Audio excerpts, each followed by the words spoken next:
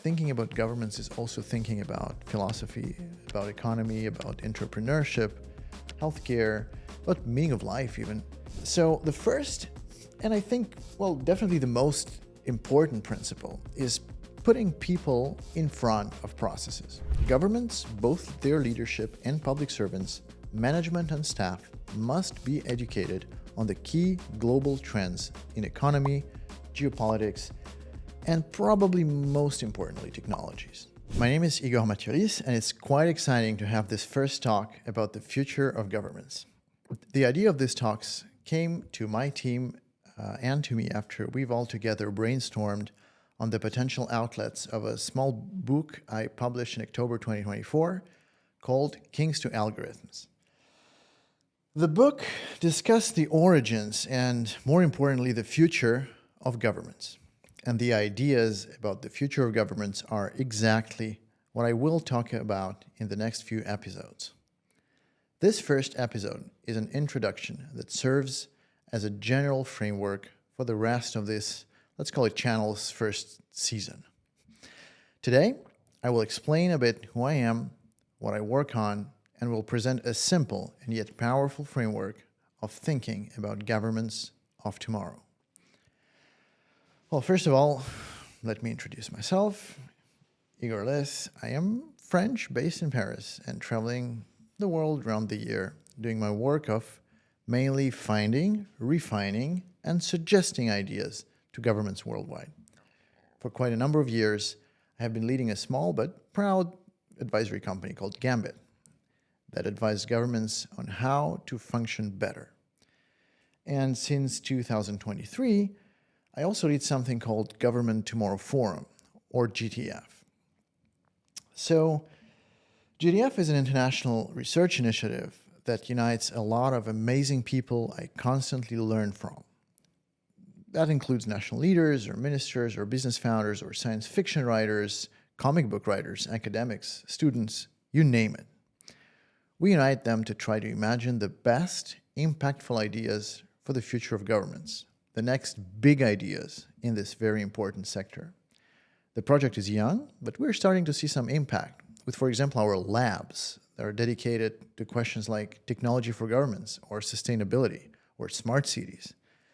The discussions I am doing now, and while I am the one speaking, I still consider it a discussion, as I would love to get your feedback and questions and obviously ideas, is not a GTF or a Gambit project. These discussions are rather my own channel based on my thinking that I did when preparing the book I mentioned to directly share some of the curious ideas I keep thinking about with a broader and not necessarily specialized audience. Everything I say here is my own position. It does not involve Gambit or Government Tomorrow Forum. And as I just mentioned, well, I'm quite passionate about the future of humanity. And it so just happens that governments seem to be at the forefront of it. We've seen it with COVID. We've seen it with the Russian invasion in Ukraine. We are seeing it right now with what's going on in the United States. Governments matter. They have tremendous power, and they can and do impact everything, from your business to your health. And yet, when we talk about the future of governments, there is surprisingly little holistic thinking on it. There is a lot of very important reflection, for example, on the political side of things, such as the future of democracy or citizen engagement. Well, it is indeed a critical question, but in parallel, there is a vast discussion on technology and its impact on, once again, political side of things.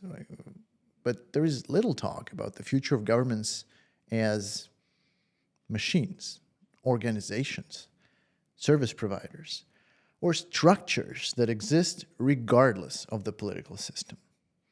There is, of course, a lot of academic research done in that field, but it feels like the importance of the topic should call for actual discussions with citizens. Everyone is concerned. Governments are everywhere.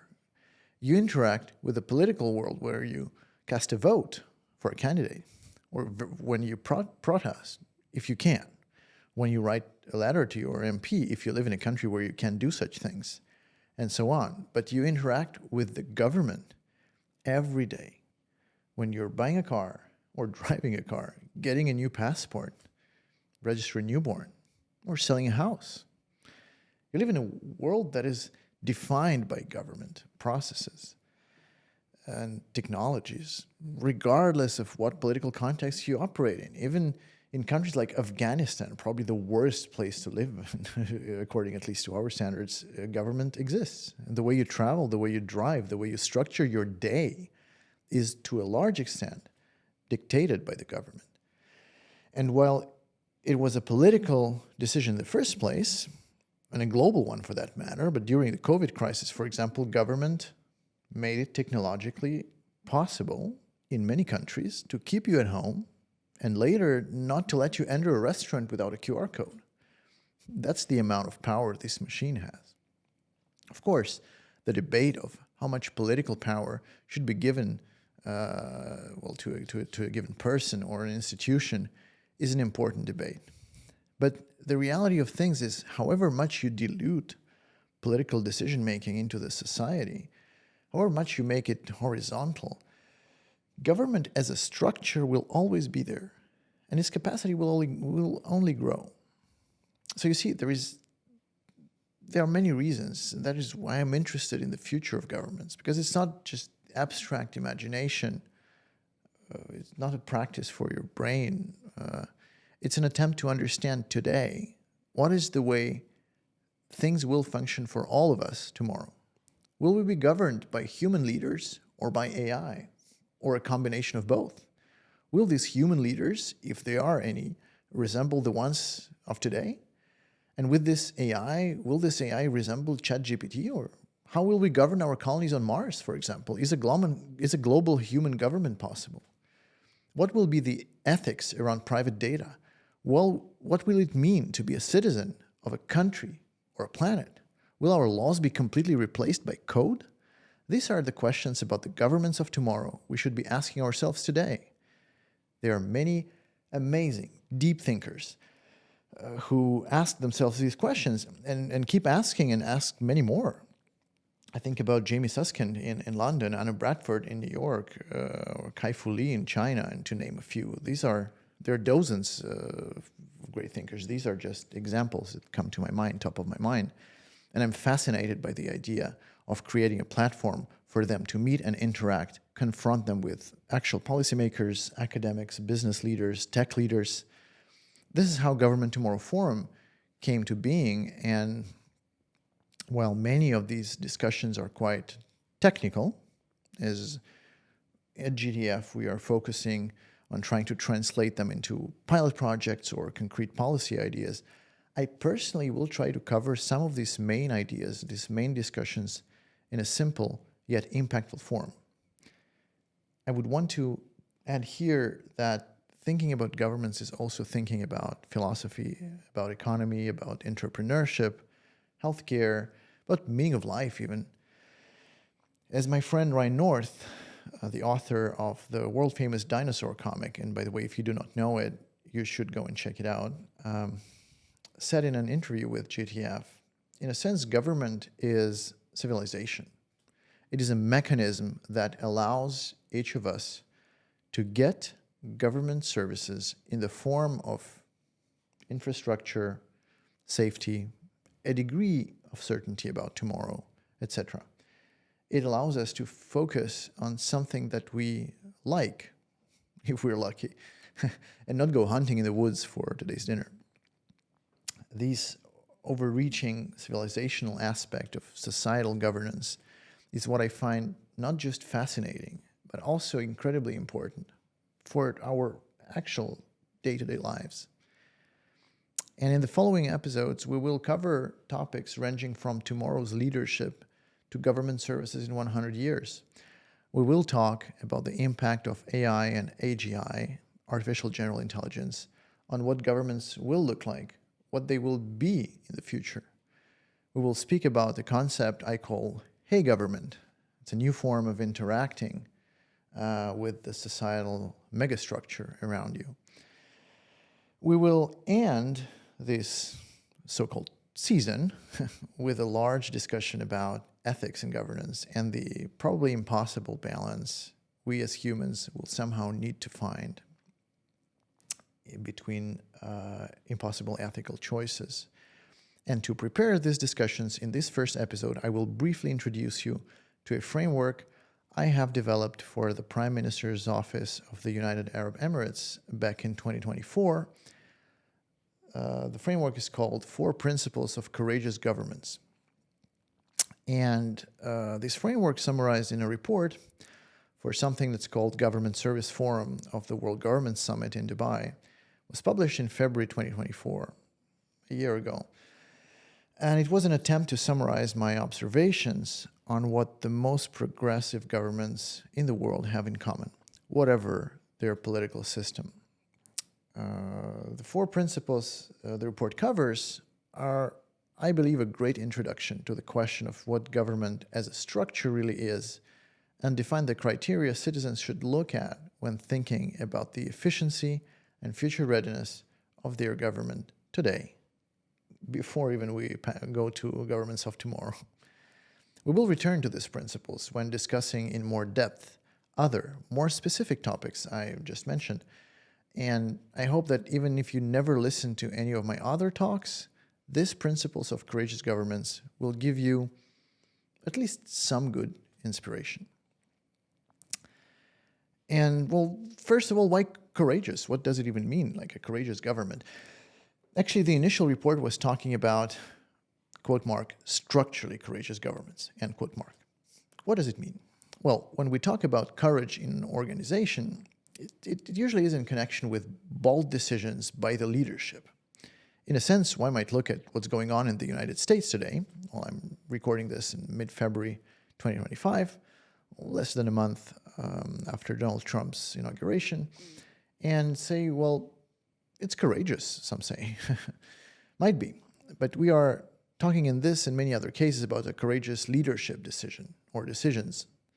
A courageous government is one that is designed, its processes are designed for fast change, taking into account the realities of the world and the interest of the people, regardless of the leadership. It's their structure that is done in that way. So my team and I have identified 4 principles that govern this aspect, the structural courage of governments. These principles will be a benchmark, one of the baselines for many things that we will talk about later.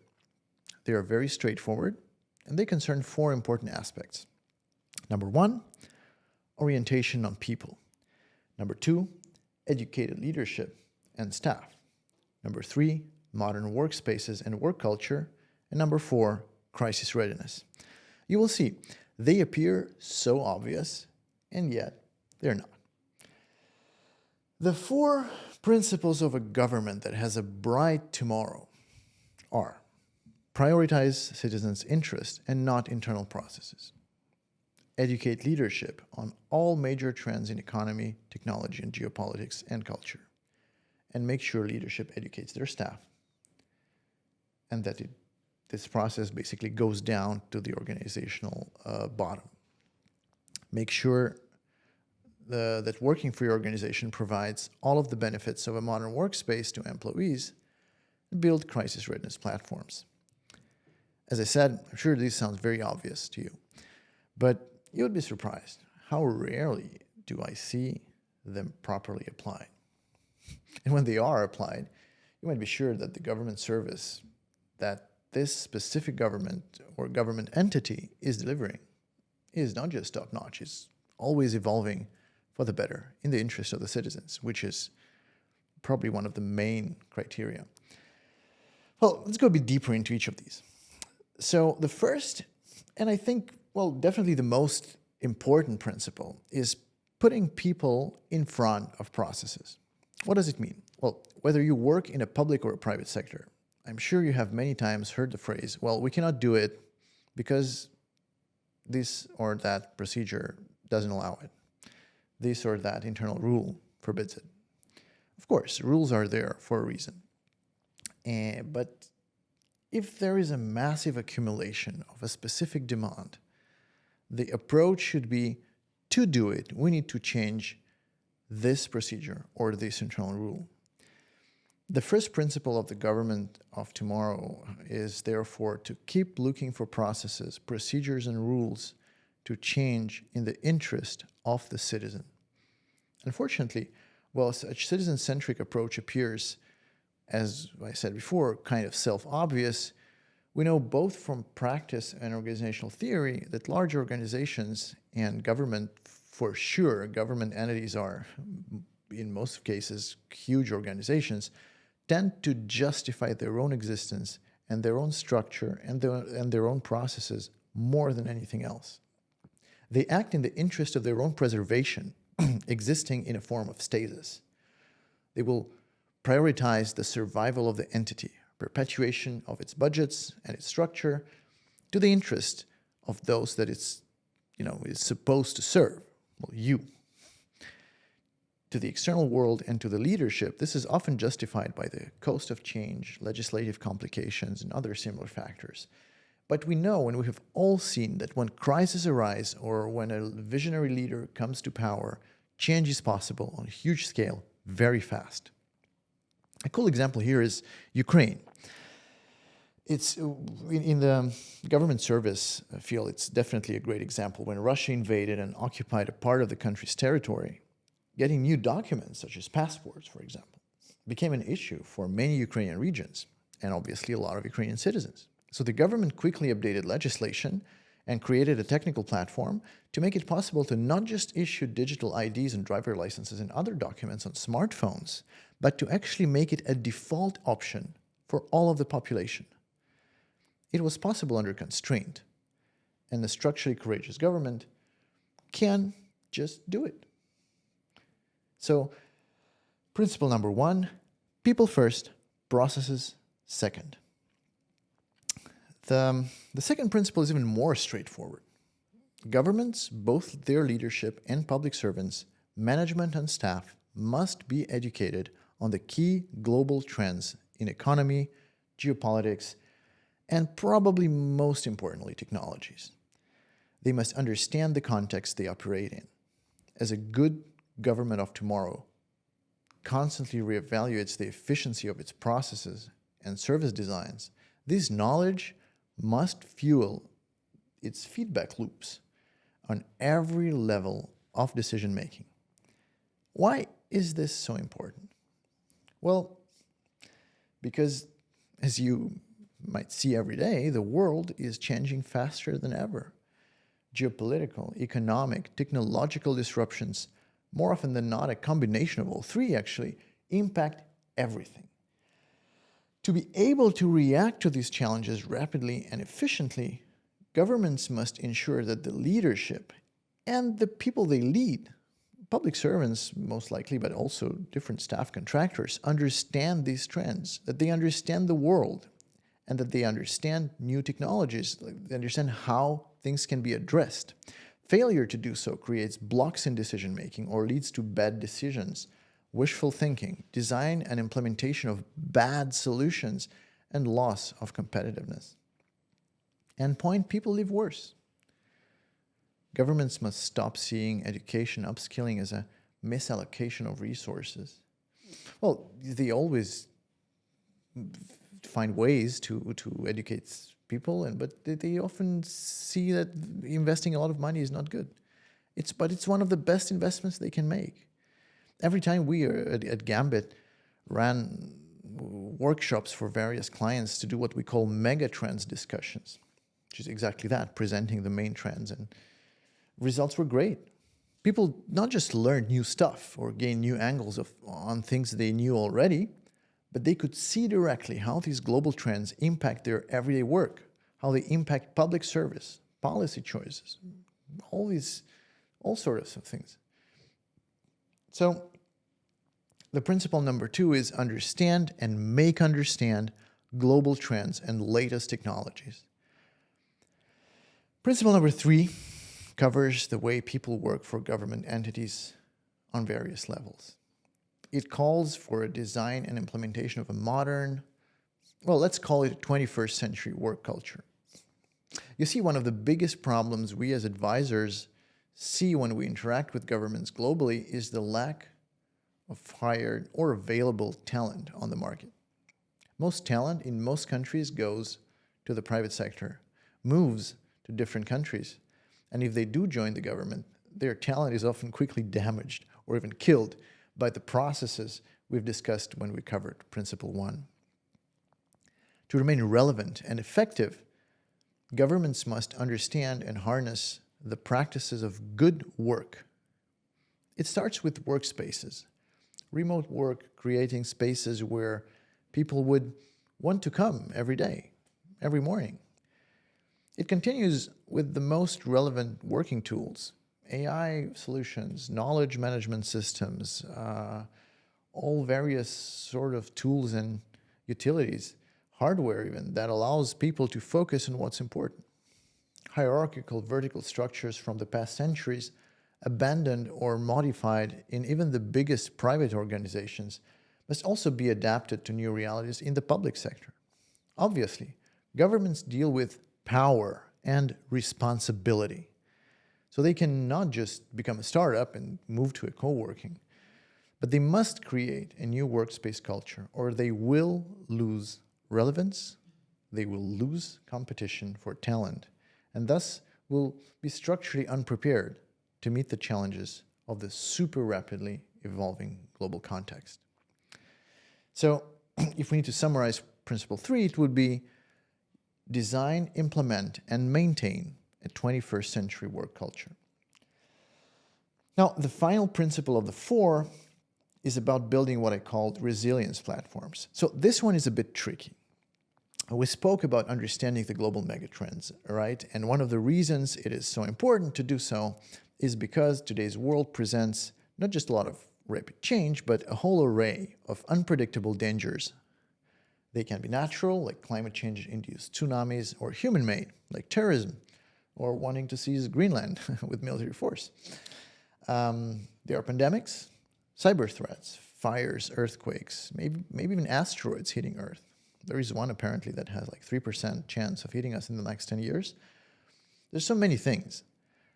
Obviously, preparing to crisis is one of government's very reasons of being, raison d'être. It's the core of the social contract that sets government up into existence. However, look at the last few years. COVID, we've all been there. There's no comment needed. Los Angeles fires just a few weeks ago. Military uprisings, invasions, wars. In Germany last year, floods destroyed entire villages, and it came as a surprise. How many examples can you think of of a crisis where, despite budgets having been allocated to mitigate this exact scenario, nothing really helped? So the principle 4 of the courageous governments of tomorrow is the need to build resilience platforms, structures that might be digital, human, organizational, or physical, that can be quickly adapted to each new crisis. A good example, let's say a shelter, a physical space to allow people to save themselves from danger. They can be called bomb shelters, but they can act as universal spots to save lives. You can also imagine a digital platform just lying there as an engine code on some government server, a platform that can be super quickly, in a single day, adapted to any type of crisis and be easily converted into a specific service like emergency ID generators, digital passes, communication channels, or reliable news source, or public announcement. There's a lot of possibilities there. A simple and powerful example I can think of also, for example, let's say a truck. It's a truck you can customize with modules to make it a fire truck, an evacuation vehicle, an ambulance, a mobile energy generator, and so on and so forth. So this truck, this app engine, would be a resilience platform. In a sense, you can always imagine, for example, ChatGPT, or rather a specialized version of ChatGPT, and they are, by the way, projects in that sense that FEMA in the United States is organizing right now. That could be such a platform. You can ask it for guidance in any type of crisis, and it will give you good answers. And these universal platforms are extremely important. Once again, it just feels so obvious. Every government has special services, all sort of organizations that do just that. And yet when we talk to governments, we're amazed by how unprepared they usually are, because they think exactly that it's somebody else's job, not my department. There is this service or that service. But no, every government entity has to have these platforms. And for each of these 4 principles, there are policy ideas and technological solutions that can already today propel some governments to the status of structurally courageous ones. We usually see big change in times of crisis and under charismatic, strong leaders, but we cannot always count on the latter, and honestly, would be better off with less of the former. So we should build these principles into the governments themselves. Well, take Estonia, for example. It's my favorite example of a courageous government. They were the first country in the world that allowed digital signature to be legally recognized. And a lot of people were really reticent. They were like, wow, digital signature is so unsafe. Processes were put first. We've always done it otherwise. And yet, they've done it and paved a way to a global digitalization movement that's not just still ongoing, it's just growing more and more powerful every day. We talked about Emirates. In the UAE, you travel already today with your passport in your pocket. You leave your plane, you cross the border without even taking your passport out of your pocket. That's just putting people first, processes second. Because believe me, there had to be a lot of processes modified to make that possible. Well, some governments also invest a lot in upskilling their leadership and staff. Speaking about the second principle, it's becoming more and more popular. And more important, it's more and more important because people see how fast the world changes. I'd say the issue still, though, is that most of this education upskilling is not holistic. Let's take an example of Canada. Canada launched what's called Canada's Digital Academy as a part of Canada School of Public Service, CSPS, and it's great. But you cannot teach technology and technology alone without explaining, for example, the geopolitics of our technology or the economy behind a specific tech like AI. Well, I really like other projects, like in Singapore, there's a project called Skills Future, probably one of the closest ones to the realization of the second principle, but still, everywhere there is still more to be done. And regarding workspaces and government work culture, well, unless you're in some super advanced government culture, like maybe the European Nordics or the same Singapore, or maybe South Korea, according to UN, the most digitalized nation in the world, you probably shiver when you imagine a government office. Well, even visiting, say, a tax office here in France can give you nightmares maybe, and imagine working there. Once again, there's a lot to be done. Crisis readiness, resilient platforms, well, we talk about that, vast topic. We will most likely touch upon it in more depth when we talk about governments of the 22nd century. Governments in 100 years. It's a big topic and it's going to be a very interesting discussion. But definitely in this resilient platforms, there's a huge gap. One of the parts of the report and the 4 principles contained several dozens of self-assessment questions for government officials and leadership. And honestly, addressing this gap, I think about these questions and, well, I think they're good questions, honestly. I think we did a good job. They put a lot into perspective. Well, for example, think about this one. How often in the past year did we block an idea most people considered good because it contradicted a rule that is not fundamental? Or, what processes do we have in place to ensure that innovative ideas are not prematurely dismissed due to existing but potentially outdated policies? Or how about this one? How often do we calibrate our organizational knowledge to make sure we're all on the same page? In what ways do we celebrate innovation and recognize contribution from our public servant staff? And many more. You see, when you imagine your government officials,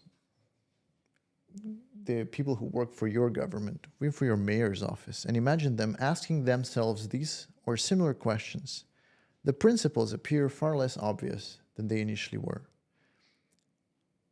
So, with this in mind, we'll move in the next discussions to the specific cases of the future of governments. I already said before, and this is the core of my interest in governments, they have the ultimate responsibility, the monopoly on violence, tremendous power, and incredible complexity. You deal with governments from the second you were born and registered in the citizen database till the moment you die. You use government-regulated and often government-built infrastructure every day. Obey or disobey laws voted and enforced by government entities. Do your business in a context of relative predictability that government is responsible for. Do I personally like governments? Would I want to be a part of one? Well, definitely not. But I do think they are important, essential even. And so it is my role to help them function a bit better. But it's also your role as citizens, as doers, to understand the importance of these huge institutions and the impact that they make on your life, but also on the life of everybody around you. When you understand it, you can also impact them for the better. I will try to give you in the next few episodes some insights, ideas, and inspiring stories that will hopefully change the way you look at governments and at the world around you. Until then, have a great day and see you soon.